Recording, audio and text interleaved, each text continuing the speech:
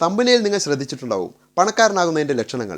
അസുഖം വരുന്നതിൻ്റെ ലക്ഷണങ്ങൾ എന്ന് പറയുന്നത് പോലെ പണക്കാരനാകുന്നതിന് വല്ല ലക്ഷണങ്ങളുമുണ്ടോ? ഞാൻ ഏതായാലും ഒരു മില്യണയർ അല്ല. എന്നാലും എനിക്ക് തോന്നിയ ചില കാര്യങ്ങളും സമ്പത്ത് സൃഷ്ടിച്ചവരുടെ ചില ഫിനാൻഷ്യൽ ഹാബിറ്റുമാണ് ഇന്ന് ഈ വീഡിയോയിൽ നിങ്ങളുമായി ഷെയർ ചെയ്യുന്നത്. നിങ്ങൾ കണ്ടുകൊണ്ടിരിക്കുന്നത് ലീഡിംഗ് ദോസ് എന്ന യൂട്യൂബ് ചാനലാണ്. ഞാൻ രാജേഷ്. മറ്റൊരു വീഡിയോയിലേക്ക് സ്വാഗതം.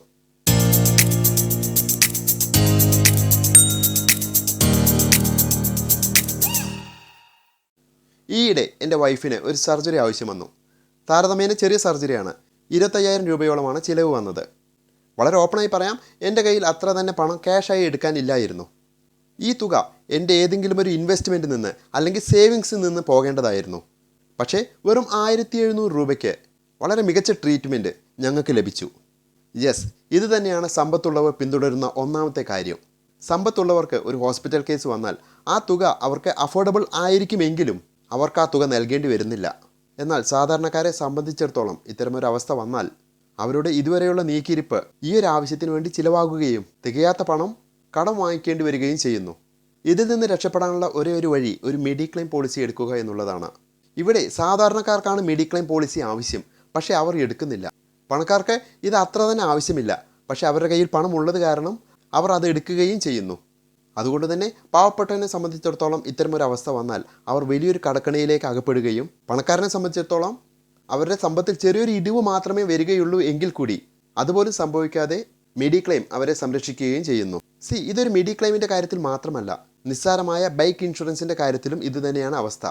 ഈയിടെ ഞാനൊരു വ്യക്തിയെ പരിചയപ്പെട്ടു. അദ്ദേഹത്തിന് കുറച്ച് ദിവസങ്ങൾക്ക് മുൻപ് ഒരു ബൈക്ക് ആക്സിഡൻറ്റിൽ കാര്യമായ പരിക്ക് പറ്റി.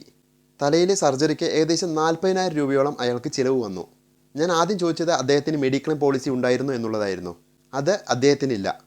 ഞാൻ അടുത്തതായി ചോദിച്ചത് വണ്ടിയുടെ ഇൻഷുറൻസ് കറക്റ്റ് ആയിരുന്നു എന്നുള്ളതായിരുന്നു. നിർഭാഗ്യവശാൽ അതും ഡേറ്റ് കഴിഞ്ഞിരുന്നു.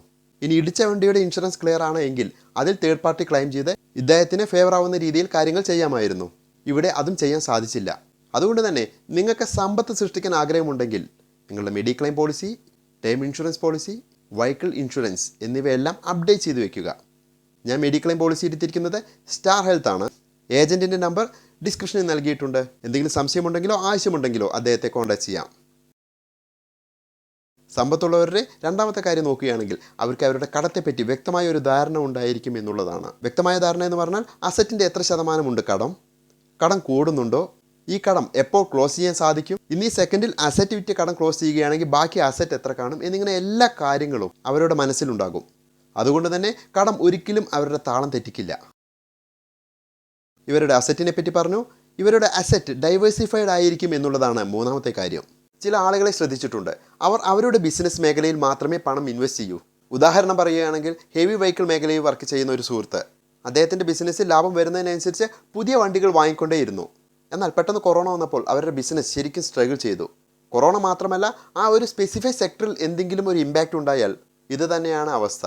എന്നാൽ നിങ്ങൾ റിലയൻസ് കമ്പനി നോക്കൂ, ഒരുപാട് സെക്ടറുകളിലാണ് അവർ ഇൻവെസ്റ്റ് ചെയ്തിരിക്കുന്നത്. ഒന്ന് പെട്രോ കെമിക്കൽ ആണെങ്കിൽ മറ്റത് ടെലികോം ആണ്.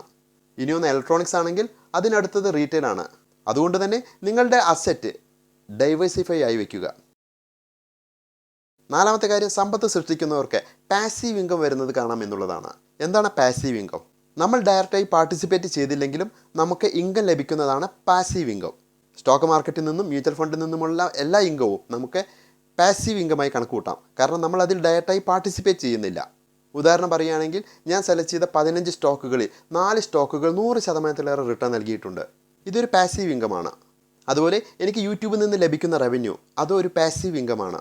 കാരണം എന്നെ നിങ്ങൾ കണ്ടുകൊണ്ടിരിക്കുന്ന ഈ നിമിഷം ഞാൻ മറ്റൊരു ജോലിയിലാണ് എന്നുള്ളതാണ് സത്യം. അഞ്ചാമത്തെ കാര്യം നോക്കുകയാണെങ്കിൽ വളരെ ചുരുങ്ങിയ രീതിയിലായിരിക്കും സമ്പന്നർ ചിലവുകൾ നടത്തുക എന്നുള്ളതാണ്. കാരണം അവർക്കറിയാം ഈ ചിലവാക്കുന്ന ഓരോ നാണയവും അവർക്ക് വേണ്ടി വീണ്ടും പണിയെടുത്ത നാണയങ്ങൾ ഉണ്ടാക്കാൻ തക്ക ശക്തിയുള്ളതാണ് എന്നുള്ള കാര്യം. ദ റിച്ചസ്റ്റ് മാൻ ഇൻ ബാബിലോണിലെ അതിസമ്പന്നൻ എന്ന പുസ്തകത്തിൽ ഇതിനെപ്പറ്റി വളരെ വിശദമായി പറയുന്നുണ്ട്. തീർച്ചയായും നമ്മൾ വായിച്ചിരിക്കേണ്ട ഒരു പുസ്തകമാണ് ബാബിലോണിലെ അതിസമ്പന്നൻ. ഈ ബുക്ക് നമുക്ക് നൽകുന്ന പാഠത്തെപ്പറ്റി ഒരു ഡെഡിക്കേറ്റഡ് വീഡിയോ തീർച്ചയായും ഞാൻ നിങ്ങൾക്ക് ഷെയർ ചെയ്യുന്നുണ്ട്.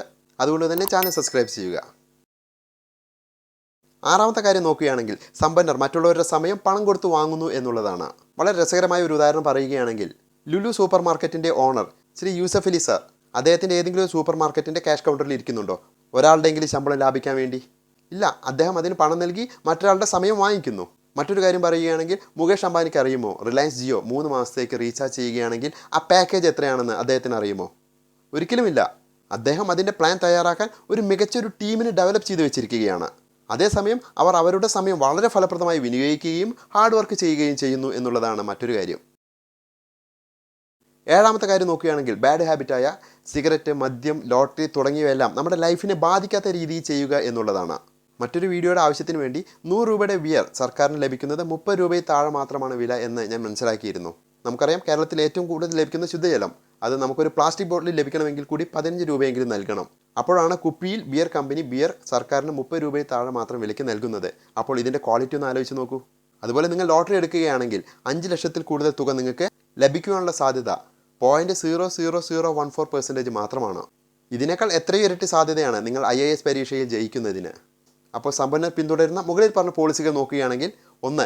Mediclaim policy, term policy, vehicle insurance എന്നിവ അപ്ഡേറ്റ് ചെയ്ത് വയ്ക്കുക.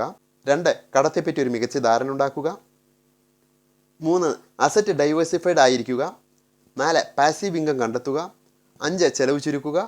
6. മറ്റുള്ളവരുടെ സമയം വാങ്ങുക. 7. ദുശീലങ്ങൾ ഒഴിവാക്കുക. അപ്പോൾ ഈ പോയിന്റുകളെല്ലാം നിങ്ങളുടെ ജീവിതത്തിൽ പ്രാവർത്തികമാക്കാൻ സാധിക്കട്ടെ എന്ന് ആശംസിക്കുന്നു. ചാനൽ സബ്സ്ക്രൈബ് ചെയ്തില്ലെങ്കിൽ സബ്സ്ക്രൈബ് ചെയ്ത് സപ്പോർട്ട് ചെയ്യുക. ഈ വീഡിയോ ഇഷ്ടപ്പെട്ട ലൈക്ക് ചെയ്യാൻ മറക്കരുത്. ഉപകാരപ്രദമാവുമെങ്കിൽ സുഹൃത്തുക്കൾക്ക് ഷെയർ ചെയ്യുക. വീണ്ടും മറ്റൊരു ഇൻട്രസ്റ്റിംഗ് ടോപ്പിക്കുമായി കാണാമെന്ന പ്രതീക്ഷയോടെ ഞാൻ രാജേഷ്.